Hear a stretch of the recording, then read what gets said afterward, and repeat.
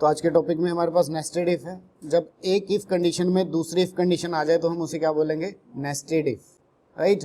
इसकी नीड मुझे क्यों पड़ी, मान लो मुझे ए बी सी में से ग्रेटर फाइंड आउट करना है। मैंने पहली कंडीशन चेक करी, ए इज ग्रेटर देन बी। अगर ए बी से ग्रेटर है तो अभी मुझे क्या चेक करना है, क्या वो सी से ग्रेटर है।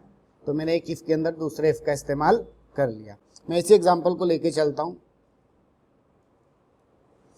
तो सिंटेक्स का एक बार डिस्कस कर लेते हैं। इफ अगर मेरी कंडीशन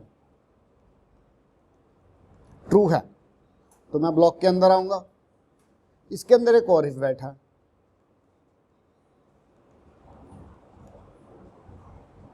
अगर ये ट्रू होगा तो ये वाला ब्लॉक चल जाएगा, और अगर ये कंडीशन फॉल्स हुई तो आपका यहां आ जाएगा।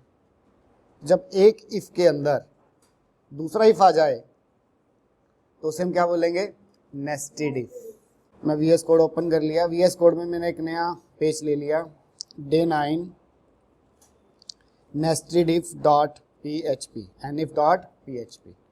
तो सबसे पहले मुझे एक फॉर्म बनाना है। Shift+1 हिट किया मैंने। बॉडी टैग के अंदर यहाँ पर मैंने एंटर वैल्यूज़ नाम से H1 के अंदर लिख दिया एंटर वैल्यूज़, ठीक है। एक क्या बनाया मैंने यहाँ पे, फॉर्म। फॉर्म का एक्शन इसी पेज पे रखना है, day 9 nif dot php, right. और मेथड आप चाहो तो गेट रखो, आप चाहो तो पोस्ट रखो, वो आपकी मर्जी है। मैंने आज पोस्ट मेथड का इस्तेमाल किया है, ओके। अब इसके अंदर टेबल ले लिया ताकि थोड़ा सीक्वेंस ठीक रहे। टेबल के अंदर मैंने टीआर के अंदर टीडी और ए वैल्यू जो है वो इनपुट करनी है। TD tag open, then input type is equal to text, और इसका नेम जो है ए मैंने वेरिएबल का नेम रख दिया। सेम वे मेरे को टीआर के अंदर टीडी और यहाँ पर मैंने क्या ले लिया, बी, और then input type is equal to text, और यहाँ पर नेम जो है बी ले लिया, राइट। टीआर के अंदर टीडी और वेरिएबल, ये तो जस्ट मैसेज है। Next TD, input type is equal to text and name is equal to C. Save कर लिया मैंने इसको। जैम्प चेक कर लेता हूँ मेरा रनिंग है या नहीं। यस, अपाची मेरा सर्वर रनिंग है। ब्राउज़र ओपन कर लेता हूँ, साथ के साथ रिजल्ट इसका ऑन कर लेता हूँ। Local host is my server name, then Jashan is my folder name, then day 9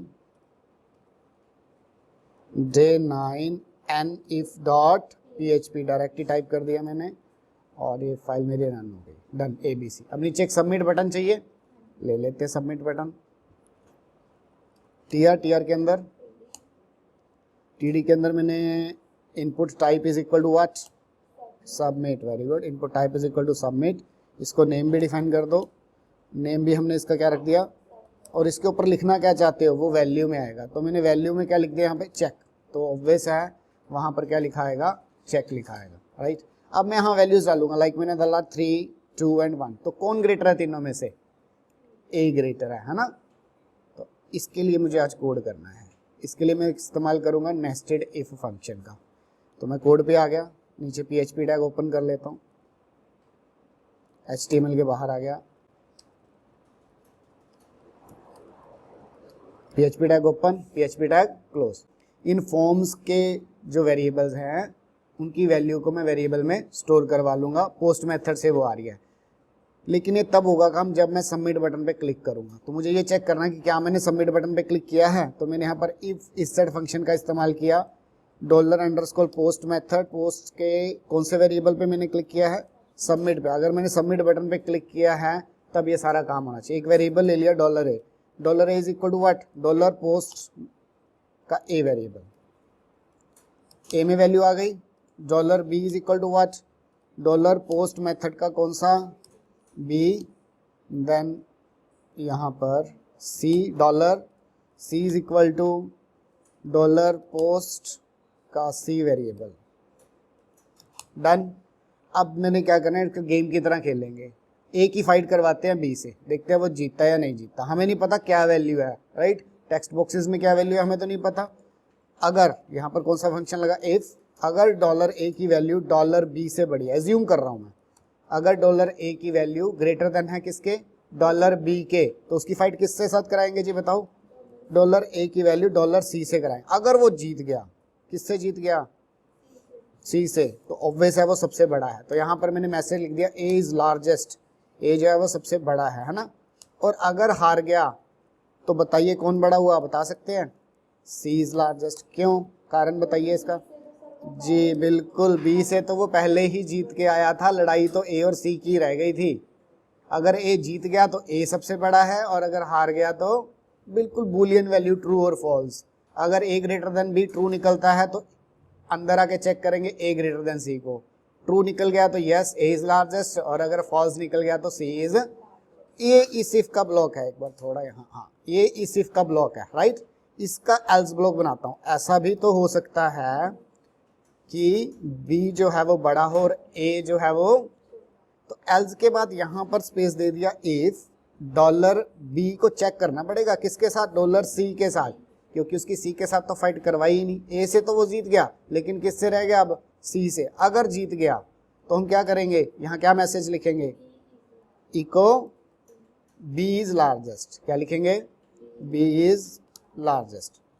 और अगर वो हार गया तो कौन बड़ा हुआ, ऑब्वियस है सी इज लार्जेस्ट। इस ब्लॉक के बाहर आना है, राइट, इस ब्लॉक के बाहर। इको एल्स में क्या लिखेंगे हम यहाँ, इको सी इज लार्जेस्ट। लो डन। जब भी आप नेस्टेड इफ का कोई प्रोग्राम बना रहे हो तो आपके ब्लॉक्स ना कोडिंग में आगे की तरफ इंडेंट होने बहुत जरूरी है। मुझे पता चलना चाहिए ये मेरा ब्लॉक यहाँ पे ओपन हो रहा है और यहाँ पे क्लोज हो रहा है। इस इफ का ये ब्लॉक यहाँ ओपन हो रहा है, यहाँ पे क्लोज हो रहा है। ये अंदर वाले इफ का ब्लॉक यहाँ ओपन हो रहा है और यहाँ पे क्लोज हो रहा है। अगर आप इसको सीधा सीधा लिख दोगे ना तो ऐसा लगेगा if else if else if else इतने सारे हैं और समझ में भी नहीं आएंगे।